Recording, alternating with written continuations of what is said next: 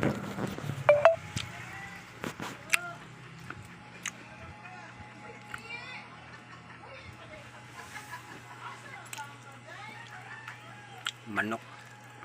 Dili na ito mukha og manok.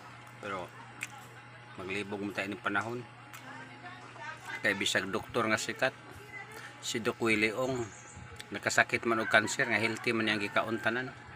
So maglibog tayo ng panahon. Kaon lamang ko ani.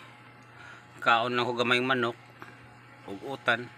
Di man ta kumukaon na og mga pats kay likay lagi tag sakit. Pero saon man nga di masabtan ng panahon.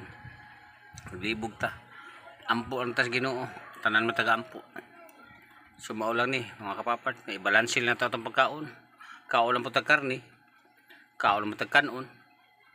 Maura magyapon sakit man tanan bisag yun sa camping. So yun anin lang atong kinabuhi mga kapapart. Ginoo lang salig lang tas Ginoo. O base o unsay tumong sa Ginoo sa kanato tanan. Kaya wala jud ko magtuo nga si Doc Willie Ong masakit gud siya pod nga healthy ang gikaon tanan. Mao ni mga kapapart, kaon na ko ini luto og tangkong niya. Manok nga gamay nga adobo ug sula. Sige mga kapapart, salamat sa inyong mga pagsuporta sa atong channel karon kay na kuan lang ko karon sa akong nakita nga video ni Doc Willie Ong nga atong idol nga pambansang health coach. Sige mga kapapart, sundan lang yung akong channel kay update lang muna ko o lingawon lang gyapon muna ko sa atong channel o sana naman yung mga subscriber natin hindi mawala. Ito yung kaibigan ninyong Danny Boy, Dance TV. Hello.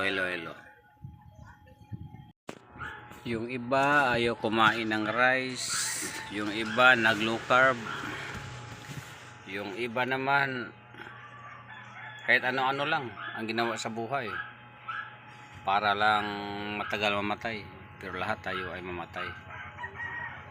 Kaya tayo wala tayong ligtas. Kahit si Doc Willie Ong nga, tingnan mo pambansang health coach natin, pero nagkakasakit rin, nagka-cancer din. Kaya ako makain na ako ng ako maintain ko lang yung kinakain kong rice, tapos gulay, tapos kunting ulam. Kasi kahit anong gagawin natin, pag kukunin na tayo ni Lord, mag low carb man tayo o ano man, wala tayong magawa.